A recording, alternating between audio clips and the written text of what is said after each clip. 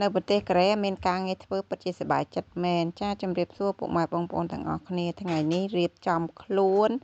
ចេញទៅធ្វើការរកប្រាក់ហើយនៅក្នុងប្រទេសកូរ៉េបើមានការងារធ្វើនិយាយពីសប្បាយចិត្តដោយថាយើងនៅធ្វើការក្នុងប្រទេសកូរ៉េបើអត់ការងារអត់មានប្រាក់ខែដែរហ្នឹងសេដ្ឋកិច្ចកូរ៉េឥឡូវកំពុងធ្លាក់ចុះផងមកបានមានការងារធ្វើនិយាយតែពីសប្បាយចិត្តតែទាស់ត្រង់ថាតកែខ្ញុំមិនសូវធ្វើការច្រើនថ្ងៃហើយកូនចៅឈប់រហូតក្នុងមួយខែយ៉ាងហោចណាស់ក៏បាន7-8ថ្ងៃដែរហើយគាត់កាត់ប្រាក់ខែយើងគាត់ឲ្យឈប់អញ្ចឹងមិនមែនថាឲ្យឈប់ហ្វ្រីទេគឺគាត់ឈប់កាត់ប្រាក់ខែយើងនឹងឯងគាត់សប្បាយកាត់ប្រាក់ខែកូនចៅណាក្នុងខែត្រជាក់ឆ្នាំនេះកូនចៅមិនតែសប្បាយអអីប្រហែលបានការងារធ្វើបានសប្បាយអព្រោះថាមានការងារធ្វើបានយើងមានប្រាក់ខែដែរប៉ុន្តែអត់ការងារធ្វើអត់មានប្រាក់ខែទេហើយនៅក្នុងប្រទេសកូរ៉េខែត្រជាក់ឆ្នាំនេះនិយាយថាត្រជាក់មិនសូវខ្លាំងប្រហែលទេប៉ុន្តែតកែមានលេសថាត្រជាក់ខ្លាំងរហូតហើយការងារខ្ញុំវិញក៏ស្បើយទៅតាមនឹងដែរតែដោយសារតែមនុស្សច្រើនផងហើយអ្នកដែលចង់មកប្រទេសកូរ៉េត្រូវថែសុខភាពផងដែរណាបងប្អូនព្រោះថាតើតើយើងមានសុខភាពល្អបានមកក្នុងប្រទេសកូរ៉េយើងរកប្រាក់មកធ្វើការឆ្ងាយស្រុកអញ្ចេះសំខាន់នឹងឯងគឺសុខភាពបើថាសុខភាពយើងល្អហើយយើងរកលុយសុខសល់ដែរប៉ុន្តែបើសុខភាពយើង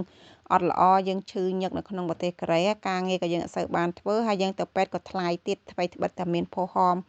សុខភាពគេជួយចេញយើងក៏ពិតមែនប៉ុន្តែតែយើងខាតការងារគឺយើងអត់មានប្រាក់ខែដែរនៅក្នុងប្រទេសកូរ៉េខ្វះខាតការងារខ្លាំងមែនទែននៅក្នុងឆ្នាំនេះសម្រាប់កន្លែងខ្ញុំប៉ុន្តែកន្លែងបងប្អូនខ្ញុំមិនដឹងថាយ៉ាងណា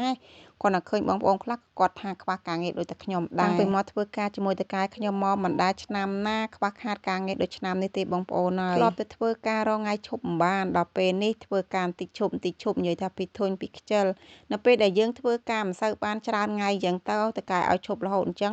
ពេលខ្លះខ្ជិលយើងចង់កើតជំងឺខ្ជិលដែរដល់ពេលមានការងារយើងចង់ធ្វើដល់ពេលយើងចង់ធ្វើ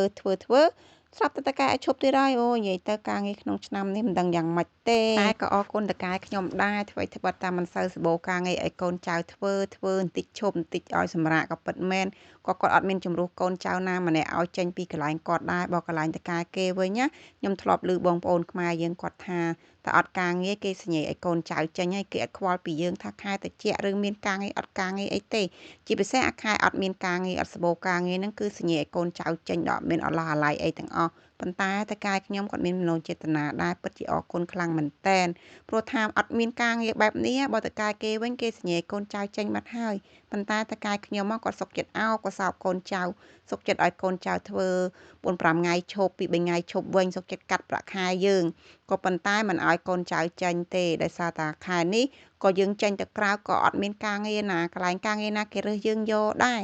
ពិតជាអរគុណគាត់កន្លែងហ្នឹងមែនតែនហ្មងសង្ឃថានិយាយទៅគាត់មានមនោចេតនាជាមួយកូនចៅដែរពិតជាអរគុណខ្លាំងមែនតែនហើយក៏ជូនពរតកែឲ្យរស់ស៊ីមានបានទៅ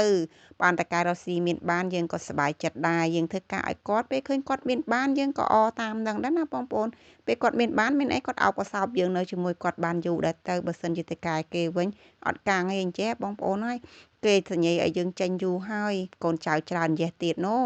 តែអរគុណតកែខ្លាំងមែនតែនជូនពរតកែហេង